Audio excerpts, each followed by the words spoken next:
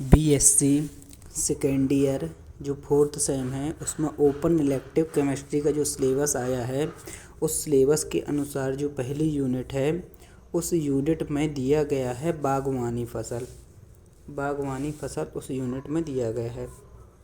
तो अपने को ये पूरी यूनिट देखना है ना। इस वीडियो में अपने को ये यूनिट देखना है। तो देखिए पहले सिलेबस देख लीजिए क्या आया है। तो ये सिलेबस है, इसमें जो 5 यूनिट हैं, 5 यूनिट थी जिसमें से 2 यूनिट उस वाले सिलेबस में अपन लोगों ने पढ़ लिया है, लेकिन इस सिलेबस में अपने को 3 यूनिट पढ़नी है और ये 3 यूनिट पढ़नी है। तो ये पहली यूनिट जो है वो है बागवानी एवं फल संरक्षण का परिचय। तो पहला है बागवानी का अर्थ, शाखाएं व बागवानी का दायरा। तो अपने इतने को देखते हैं। बागवानी का अर्थ, शाखाएं व दायरा को कहते हैं स्कोप या फिर महत्व या इम्पोर्टेंट, है ना। तो देखते हैं इसको, इस यूनिट को। तो पहले बागवानी देखते हैं। तो देखिए बागवानी क्या कहलाती है, पहले आप सिंपल सा देख लीजिए कि बागवानी क्या कहलाती है। तो ये बागवानी जो है कृषि विज्ञान की एक शाखा है। बागवानी कृषि विज्ञान की एक शाखा है। कृषि विज्ञान की एक शाखा मतलब जिसमें कृषि की जाती है। तो इसमें किसकी कृषि की जाती है? फलों की, फूलों की, सब्जियों की और सजावटी पौधों की और जड़ी बूटियों का उत्पादन वैज्ञानिक तरीके से किया जाता है। वैज्ञानिक तरीका मतलब क्या कि आपने देखा होगा कि कुछ लोग, या फिर आप बाबा रामदेव को देख लीजिए। बाबा रामदेव हैं जो, उन्होंने जड़ी बूटियों के लिए अलग अलग से पौधे लगा डाले हैं। उनको तो गायों भी को मतलब बहुत सी गाय भी पाल रखी हैं, लेकिन जो पौधे हैं जड़ी बूटियों के लिए, क्योंकि जड़ी बूटियों से दवा बनाते हैं, तो उनकी एक लाइन से पौधे लगा डाले हैं और उनका संरक्षण अच्छी तरह से करते हैं और एक व्यवस्थित तरीके से कृषि की जाती है और बड़े क्षेत्र में की जाती है, तो उसे बागवानी कहा जाता है। तो इसी प्रकार फलों की खेती की जाती है। शहरों में अधिकतर इसी पद्धति को अपनाया जाता है और सब्जियों को ही बड़े हेक्टेयर के खेतों में लगा दिया जाता है सब्जियों को, और उनका संरक्षण अच्छी तरह से किया जाता है ना। तो और सजावटी पौधों को आपने देखा होगा लगाते हुए और जो उनकी कटिंग की जाती है। तो ये जो सजावटी पौधे होते हैं तो इनकी ही एक बड़े एरिया में खेती करना ही बागवानी कहलाता है, एक वैज्ञानिक तरीके से की जाती है। तो ये अपने को जो बागवानी का अर्थ है उसमें ये लिख देना बागवानी की। ये तो परिभाषा हो गई, है ना। अर्थ में अगर लिखना है तो अर्थ में क्या लिखेंगे? बागवानी जो है लैटिन भाषा का शब्द है। हार्टिकल्चर या फिर बागवानी लैटिन भाषा का शब्द है। हार्टिकल्चर है जो 2 शब्दों से मिलकर बना है, हार्डस और कल्चर। हार्डस का मतलब होता है उद्यान और कल्चर का अर्थ है फसलों या पौधों की खेती, है ना। तो ये हो गया, इसका अर्थ हो गया, ये हो गई इसकी परिभाषा। इसे एक उपनाम और दिया जाता है, हम बागवानी को उद्यान विज्ञान भी कहा जाता है। तो आपको ये भी लिख देना, अगर 3 नंबर में आए तो काफ़ी है, इतना ही 3 नंबर में लिख दीजिए, उसका अर्थ लिख दीजिए, परिभाषा ये कहा जाता है। अगर 8 नंबर में आता है तो आपको लिख देना है कि जो बागवानी है या फिर उद्यान विज्ञान है, ये कला और विज्ञान दोनों हैं, है ना। और इसके जनक लिखना है। भारतीय बागवानी का जनक मैरीगोडा को कहा जाता है। ये जनक लिख देना है मैरीगोडा को। आप इनके नोट अच्छे से बनाते जाइए और लिखते जाइए। आप एक बार देखेंगे पेपरों में तुरंत आपको याद हो जाएगा। ऐसा है कि 1 माह पहले से पूरा पढ़ के, मतलब कम से कम 2 यूनिट पढ़ लें और 2 यूनिट कंप्लीट करने के बाद सीधे जब पेपर हों उसके 1 माह पहले पढ़ लें। अपना 10 ज़्यादा से ज़्यादा 5 दिन में आपकी मैं 2 यूनिट करा दूँगा, तो आप 2 यूनिट पढ़ लीजिए लिख लीजिए, पढ़िए ना, लिख लीजिए तो इतनी संतुष्टि हो जाएगी कि हमसे ओपन इलेक्टिव केमिस्ट्री में पास हो जाएंगे, है ना। फिर उसके बाद आप जब पेपर हों तो उसके 1 माह पहले, 15 दिन पहले पढ़ लीजिए तो आप अच्छे नंबर ला सकेंगे और आपको किसी बात की टेंशन भी नहीं रहेगी। तो ये है इसकी शुरुआत आपको लिखनी है कि इसकी शुरुआत किसने की। तो 1631 में पीटर लॉरेंस वर्ग ने किया था। पीटर लॉरेंस वर्ग ने इसकी बागवानी की शुरुआत की थी और 1678 में एडवर्ड विल्सन ने की थी। मतलब 2 लोगों ने बागवानी की शुरुआत की थी। तो सबसे पहले मतलब किया तो 1631 में पीटर लॉरेंस वर्ग ने किया और 1678 में किया एडवर्ड विल्सन ने। अगर आए भारत में बता रहा हूँ, भारत में जनक वही होता है जो सबसे शुरुआत करे। तो ये तो विश्व के जनक हो गए, विश्व में बागवानी के जनक। ये भारत में नहीं किया था। भारत में पूछे तो आपको लिखना है एडवर्ड मैरीगोडा। क्या लिखना है? मैरीगोडा। एडवर्ड मैरीगोडा था, लेकिन मैरीगोडा आपको नाम याद रख लेना है। अब देखते हैं कुछ और। ये देखिए, सुनहरी क्रांति, जिस प्रकार से हरी क्रांति आई थी, जिस प्रकार से हरी क्रांति आई, श्वेत क्रांति आई, नीली क्रांति आई, उसी प्रकार से बागवानी फसलों से संबंधित है सुनहरी क्रांति। तो आपको लिखना है कि बागवानी फसलों से संबंधित एक क्रांति है जिसे सुनहरी क्रांति कहते हैं और इसके जनक थे के.एल. चड्ढा। कौन थे? इसके जनक थे के.एल. चड्ढा। ये आपको पॉइंट उसी में लिख लेना। अगर 8 नंबर का आए तो आपको यही लिखना आएगा कि बागवानी क्या है, बागवानी का अर्थ समझाइए या परिभाषा लिखिए। तो आपको ये इतना लिख देना। अगर 3 नंबर में आए तो 3 नंबर के लिए भी काफ़ी है, 8 नंबर के लिए भी बता दे रहा हूँ, या फिर कभी ना कभी आपके काम आएगी। तो सुनहरी क्रांति जो है उसके जनक जो हैं वो हैं के.एल. चड्ढा। सुनहरी क्रांति के जनक है के.एल. चड्ढा और सुनहरी क्रांति बागवानी फसलों से संबंधित है। ये है नेशनल हॉर्टिकल्चर बोर्ड। तो ये क्वेश्चन आएगा तो नहीं आ जाए शायद कि नेशनल, इसका फुल फॉर्म लिखो, ये कहाँ स्थापित है, किसने किया, क्योंकि सबसे महत्वपूर्ण बोर्ड है ये। और नेशनल हॉर्टिकल्चर बोर्ड, इसकी स्थापना गुड़गांव हरियाणा में 1984 में की गई थी। नेशनल हॉर्टिकल्चर बोर्ड, राष्ट्रीय बागवानी बोर्ड जो है उसकी स्थापना राष्ट्रीय बागवानी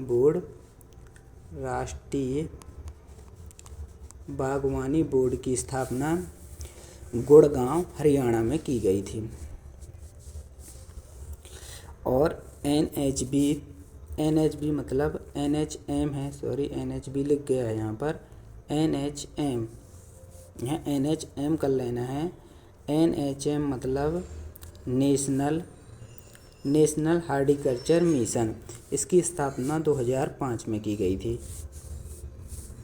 तो ये आपको ध्यान में रखना है। ये वीडियो आपके लिए बनाया जा रहा है। अगर आपको और ऐसे ही वीडियो चाहिए, ये मेरा पहला वीडियो है। अगर आपको कुछ लाभ मिल रहा है इस वीडियो से तो आप ज़रूर चैनल को सब्सक्राइब कीजिए और लाइक कीजिए, जिसके कारण मैं और आगे पाठों के वीडियो आपको प्रोवाइड कर सकूं। अगला देखते हैं, क्योंकि इसमें काफ़ी मेहनत टाइपिंग करने में लगती है। तो आगे देखिए, मैं आगे और बताता हूँ। तो इसकी अब शाखाएं पढ़ते हैं। ये अपन ने पढ़ लिया बागवानी फसल। अब देखिए हॉर्टिकल्चर की जो शाखाएं हैं, हॉर्टिकल्चर की शाखाएं। अब दूसरा जो पॉइंट था शाखाएं थी, तो हॉर्टिकल्चर की पहली शाखा है साको उत्पादन या सब्जी उत्पादन, इसको कह सकते हैं। तो ये जो शाखा है इसमें सब्जियों का उत्पादन किया जाता है। सब्जियों में शाक से मतलब होता है सब्जी का मतलब जिसे खाते हैं अपन लोग सब्जी बना के। अब ये इसमें ऐसा नहीं है, पालक वगैरह ये शाक ही कहलाते हैं। मतलब शाक समझिए तो पेड़ की पत्तियां, तने या जड़, ऐसा बोल सकते हैं, है ना। तो शाक का उत्पादन जिसमें किया जाता है वो हार्टिकल्चर की शाक उत्पादन शाखा कहलाती है। अपने को परिभाषा लिख देना है। ये सब्जी की परिभाषा दी गई है कि पौधे के जिस भाग को अपन लोग खाते हैं या सब्जी बनाकर जिसकी खाते हैं पौधे के जिस भाग को, तो सब्जी कहा जाता है। तो ये शाक उत्पादन इसी से संबंधित है। अगला वही लिखना है, एक सब्जी का उत्पादन, एक फल का, एक फूल का। इनकी शाखाओं में ज़्यादा कुछ नहीं लिखना है। अगला है फलोत्पादन। फलोत्पादन क्या कहलाता है? जिसमें फलों का उत्पादन किया जाता है। कहाँ? एक बड़े एरिया में। अपने को ऐसा लिखना है कि जैसे ये मतलब शाखाएं आ गई 11 नंबर में आ जाए, या फिर 11 नंबर में आ जाए कि बागवानी क्या है। बागवानी फसलों की शाखाएं लिखिए। यहाँ से तो एक क्वेश्चन फिक्स ही रहेगा, कहीं से पहली यूनिट है और पहली यूनिट से निश्चय किया आएगा। तो अपने को क्या लिखना है कि फलोत्पादन वह कृषि विज्ञान की वह शाखा है जिसमें, आप लिखते जाइए, जिसमें फलों का एक बड़े एरिया में सुव्यवस्थित तरीके से उत्पादन किया जाता है। फलोत्पादन शाखा कहलाती है। हार्टिकल्चर की फलोत्पादन शाखा कहलाती है। ऐसे अपने को इसमें लिख देना है। इसी प्रकार से लिखते हैं पुष्पोत्पादन विज्ञान। इसमें फलोत्पादन विज्ञान भी लिख देना है। अपने को विज्ञान जोड़ देना है, इसमें भी विज्ञान जोड़ देना है ना। तो बागवानी उद्यान विज्ञान जोड़ देना। फलोत्पादन उद्यान विज्ञान ये है। पुष्प उत्पादन या अलंकृत विज्ञान, या फिर आप इसे कह सकते हैं फलोत्पादन को, पुष्प उत्पादन को फूल उत्पादन विज्ञान कह सकते हैं। तो जिसमें बड़े एरिया में और सुव्यवस्थित ढंग से, कैसे सुव्यवस्थित रहेगा, सुव्यवस्थित और एक बड़े एरिया में रहेगा, एक बड़े एरिया में और सुव्यवस्थित ढंग से इसका उत्पादन किया जाता है पुष्पों का। उसे पुष्पोद्यान विज्ञान की, हार्टिकल्चर की पुष्पोद्यान शाखा कहते हैं। ये हो गई 3 शाखाएं। चौथी शाखा है फल उत्पादन शाखा, फल विज्ञान या ऐसा बोल सकते हैं। तो वह शाखा जिसमें फलों का परीक्षण का अध्ययन किया जाता है। फल, सब्जी व फूलों का, तीनों लिख लेना, फूल भी लिख लेना है। देखिए ये तो 3 थी। पहले एक में अपन लोगों ने साग सब्जी उगाई, दूसरे में फल और तीसरे में पुष्प। अब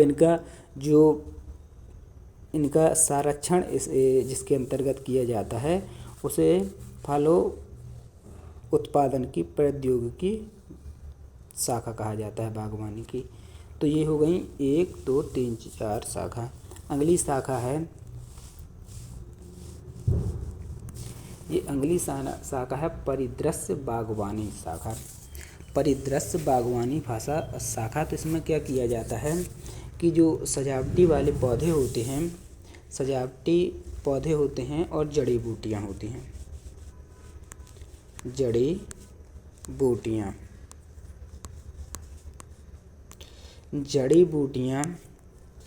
जड़ी बूटियाँ और सजावटी पौधों का रोपण किया जाता है, उनका संरक्षण किया जाता है और उनकी डिजाइन की जाती है। देखिए सजावटी पौधों की तो डिजाइन की जाती है, लेकिन जड़ी बूटियों के संरक्षण करके उन्हें उगाया जाता है। तो ये कहलाती है, जड़ी बूटियों के भी अलग पौधे होते हैं। तो ये हो गई कि आपने, ये हो गई बागवानी की शाखाएं। पहले अपन ने पढ़ा बागवानी फसलों, बागवानी की जो अपन ने परिभाषा, अर्थ, उसके जनक और बागवानी की शुरुआत कहाँ से हुई। NHB नेशनल हार्टिकल्चर बोर्ड के बारे में पढ़ा, NHM नेशनल हार्टिकल्चर मिशन के बारे में पढ़ा, सुनहरी क्रांति के बारे में पढ़ा, सुनहरी क्रांति क्या थी और इसके जनक कौन थे, KL, है ना। तो ये अपन ने पढ़ लिए इतने। अब अपने को पढ़ना है महत्व, दायरा या स्कोप। इसका महत्व, दायरा या स्कोप क्या है, ये अपने को पढ़ना है। तो देखिए इसका जो महत्व, हार्टिकल्चर जो है, हार्टिकल्चर या बागवानी जो फसल हैं उनका क्या योगदान है या क्या महत्व है। तो पहला तो ये है कि ये रोज़गार दिलाते हैं। अब जैसे रोज़गार कैसे, कोई सब्जी उगा रहा है तो उसे रोज़गार मिला, किसी ने फल उगाया तो वो बेचता है तो उसे रोज़गार मिलता है। तो ये रोज़गार दिलाते हैं। जड़ी बूटियाँ, अब जैसे बाबा रामदेव कर रहे हैं, जड़ी बूटियाँ उगा रहे हैं, ये सब कुछ, तो देखिए उनको तो लाभ मिल ही रहा है, उसके साथ कई लोगों को रोज़गार उसके साथ मिल रहा है, जो वहाँ पर काम कर रहे हैं उन्हें बना रहे हैं और फिर बन के आई, फिर जो बेच रहे हैं, दुकान खोले हुए हैं वो बेच रहे हैं इनको, तो उनको भी लाभ हो रहा है। मतलब प्रत्यक्ष व अप्रत्यक्ष रूप से लाभ प्राप्त हो रहा है। तो ये आप इस रोज़गार वाले ऑप्शन में लिखेंगे। जब ये आए 11 नंबर का आए, या तीनों में आ सकता है, 11 नंबर में आए तो आपने को इतने पॉइंट डाल के लिखना है। तो पहला रोज़गार लिखेंगे तो ये प्रत्यक्ष व अप्रत्यक्ष रूप से लोगों को रोज़गार दिलाता है, आपको ये लिख देना है। और लिखना है आपको और क्या लिखना है कि जैसे फल हो गए, सब्जियां हो गए, इन्हें लोग बेचकर अपना रोज़गार प्राप्त करते हैं। अब दूसरा पॉइंट आप लिखेंगे धार्मिक महत्व। धार्मिक महत्व में कैसे है कि जैसे फूल होते हैं, फूल, बेलपत्ती होती है, बेलपत्ती आपने ना सुना हो शायद, गाँवों में चलती है, और एक पान को लोग भगवान को चढ़ाते हैं, खाते भर नहीं है, भगवान को भी चढ़ाते हैं, है ना, बेलपत्री। तो ये इनका धार्मिक महत्व भी है। और ये जब बेचते भी हैं तो उनको भी रोज़गार मिलता है ना, मंदिरों के पास लोग बेचते हैं, तो इनका धार्मिक महत्व भी है ये बागवानी का। ये तो हो गए 2 पॉइंट, मुझे लगता है आपके समझ तरे आए होंगे समझ में। अगला है रोग निवारण में। अब रोग निवारण में कैसे, जड़ी बूटियाँ भी इसी के अंतर्गत आती हैं। तो जड़ी बूटी जो बनाई जाती है, जड़ी बूटियाँ जो बनती हैं तो रोग के निवारण में सहायक होती हैं। तुलसी का पौधा आप एक सेकंड से में पढ़ चुके हैं कितना महत्वपूर्ण है। आंवले के बारे में पढ़ चुके हैं, है ना, और अश्वगंधा के बारे में पढ़ चुके हैं, हल्दी वगैरह सबके बारे में पढ़ चुके हैं। तो ये रोग का निवारण करने में भी सहायक होती हैं इनकी पत्तियाँ। तो ये जड़ी बूटियाँ भी इनसे बनती हैं। तो एक तो लिखना रोग निवारण में, आप जो मैं पॉइंट बोल रहा हूँ वो पॉइंटों को आपको हेडिंग डाल के फिर बाद में लिख देना है। मतलब एक 2-2 लाइन लिखेंगे, 2-2 लाइन तो बहुत, मतलब 2 पेज से ऊपर भर जाएगा आपका। अब दूसरा क्या है, आय में वृद्धि करते हैं। ये चौथा पॉइंट है कि आय में लोगों की वृद्धि करते हैं। कैसे, अनार है तो अनार कितना 100 रुपये किलो बिकता है, और ज़्यादा से ज़्यादा खरीद कितने में आता होगा, 100 का 50 में खरीद आता होगा, 50 रुपये में ही खरीद आता है, 50 रुपये किलो, और बिकता 100 रुपये किलो है। मतलब लोगों की आय जो है उसमें वृद्धि करते हैं। ये पौधे होते हैं जैसे सजावटी वाले पौधे होते हैं, तो लोग आपने देखा वो शायद शादियों में या फिर जब कोई किसी को गिफ्ट देता है तो इस प्रकार का एक गिफ्ट देता है लोगों को, तो करीबन रहता है, फिल्मों में तो 500-1000 रुपये के दिखाए जाते हैं, लेकिन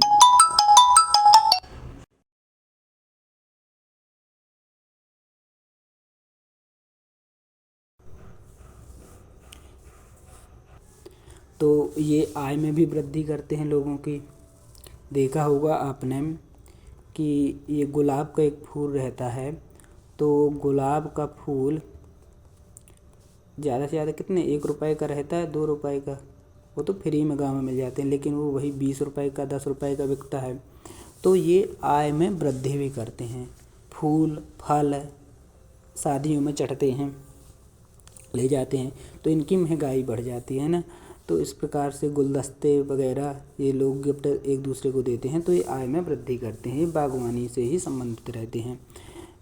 बड़े एरिए में इनकी खेती की जाती है, गुलाब के फूलों की। अगला है पोषक तत्व प्रदान करते हैं।